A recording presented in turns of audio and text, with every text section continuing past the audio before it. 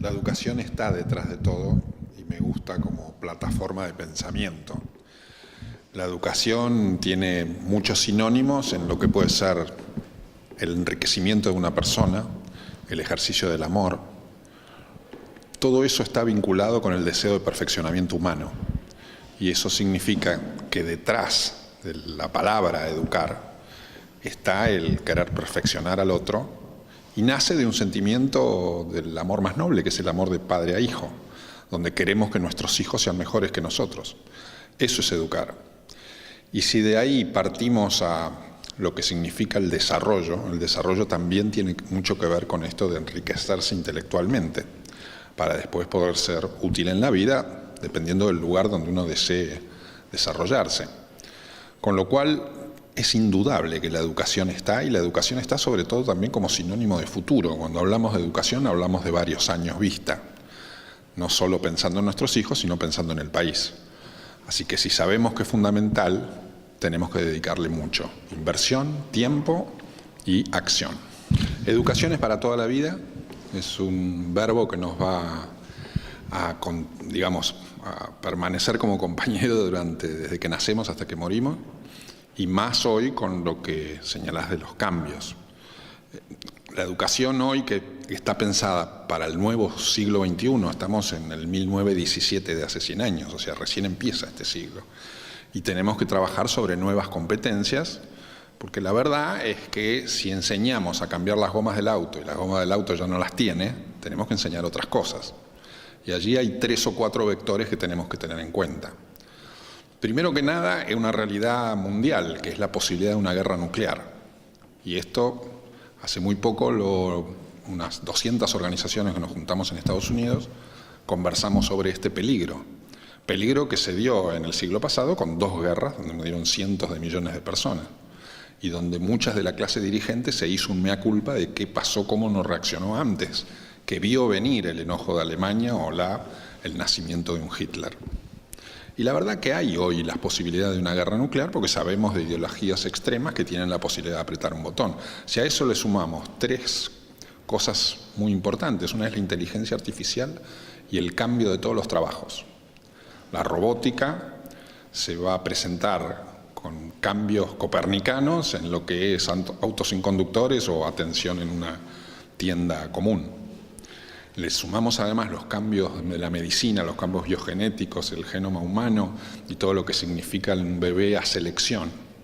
Sumado a las nuevas tecnologías, que no son nuevas tecnologías solo para ayudar al hombre, sino para cambiarlo y para muchas veces manipularlo, hace que tengamos un nuevo campo donde si no tenemos presente la educación para la paz, la educación para la ciudadanía y la educación para la humanidad, estamos en riesgo.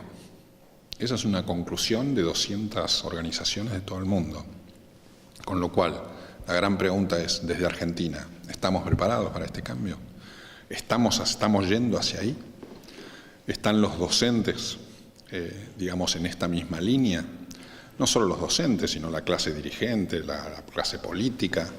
¿Tenemos la educación como centro y prioridad de lo que hablábamos antes? ¿Es un tema del fin de semana de las familias? ¿O es un tema que delegamos y tercerizamos en la escuela que corresponda? Yo creo que ahí viene el gran cambio cuando todos nos demos cuenta que somos educadores y tenemos que hacer este enorme cambio copernicano de educar distinto. No tenemos que dejar de olvidar que nuestro sistema educativo tiene más de 100 años. En un siglo de las comunicaciones, en un siglo de la tecnología, en un siglo donde Internet permite acceder a cualquier conocimiento a menos de un clic, nosotros seguimos educando y evaluando como hace 100, 150 años. Por eso, esto es uno de los puntos fundamentales que hay que repensar y tratar de corregir. Sí, hay mucho cambio hoy en día que no solamente tenemos que ir a buscar a Finlandia o a Singapur, sino a los países vecinos. Y hoy ya la educación enciclopédica que nosotros tuvimos y que tuvo todo el siglo pasado, ha cambiado porque hoy la batalla de la sabiduría la ha ganado Internet, no el docente.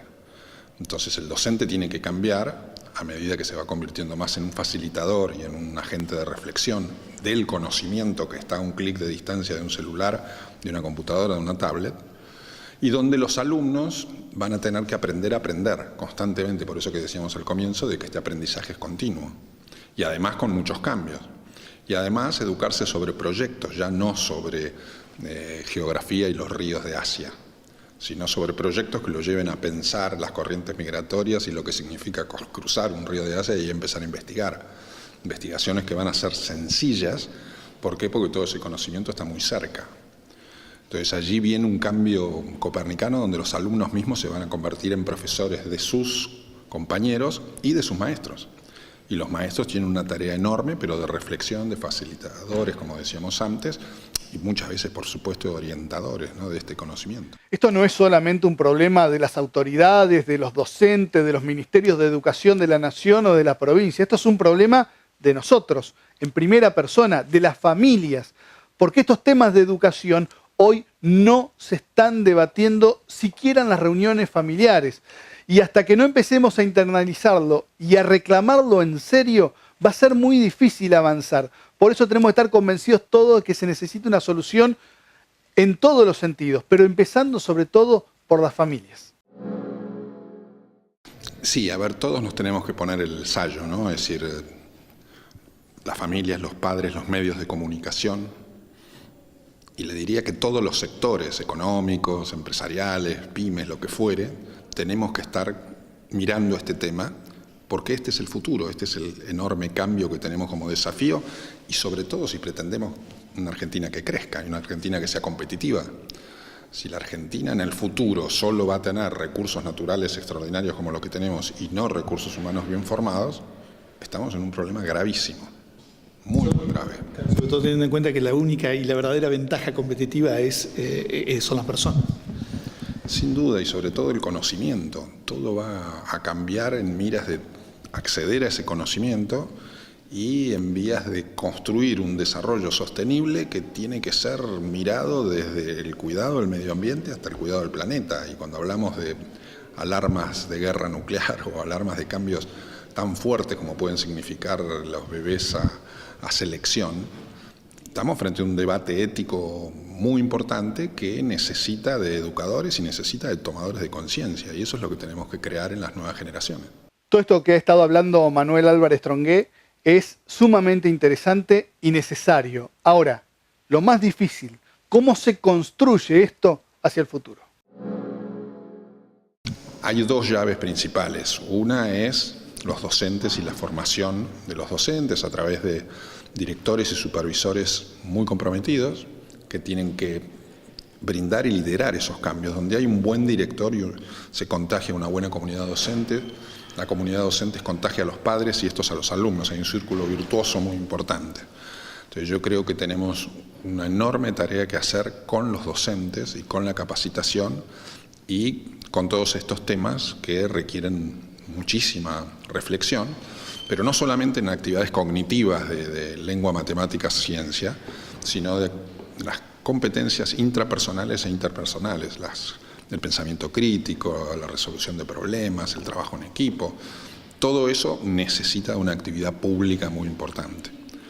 La ley lo dice claramente, la Ley de Educación Nacional, que la responsabilidad primaria es del Estado Nacional y Estados provinciales. Ahí tenemos un desafío y yo creo que eso es lo que más nos tiene que llevar a que la sociedad debe levantar la voz. Porque ese reclamo es de la sociedad que se lo pide al político, el político tiene impacto. Y si el político pone como centro de sus tareas la educación, antes que los problemas que vienen consecuentes, la seguridad o los económicos o la violencia, vamos a focalizar mejor este necesario cambio que debemos hacer desde la educación. Y lo segundo, que está relacionado con todo eso, es lo que vive el país desde sus índices de pobreza. Hablábamos al principio que educar es enriquecer, o sea que justamente tenemos ahí una herramienta extraordinaria para combatir la pobreza con buena educación. No solamente, esto necesita una actividad integral con acciones sociales, acciones del Ministerio de Trabajo, acciones de salud, pero la educación puede ser un pivote. Entonces, frente a un país que tiene índices tan altos de pobreza, hoy mismo en los diarios estamos viendo estas novedades, tenemos que trabajar con prioridad sobre las escuelas más vulnerables. Yo creo que sí, el educador creo que siempre es optimista porque ve el perfeccionamiento y proyecta ese perfeccionamiento en las personas que educa. Entonces tenemos que serlo, pero sí tenemos que tener muy claro que sobre esto hay que formar conciencias y formar conciencia como país. Este es el verdadero desafío. Si conseguimos que esto sea una bandera que nos una como nos unió la democracia en el 83, lo vamos a lograr. Si nos hacemos los distraídos y miramos para otro lado y nos importa más la paritaria que la educación, estamos equivocados. Por Más, ahora es revista y ya está en los kioscos de toda la provincia.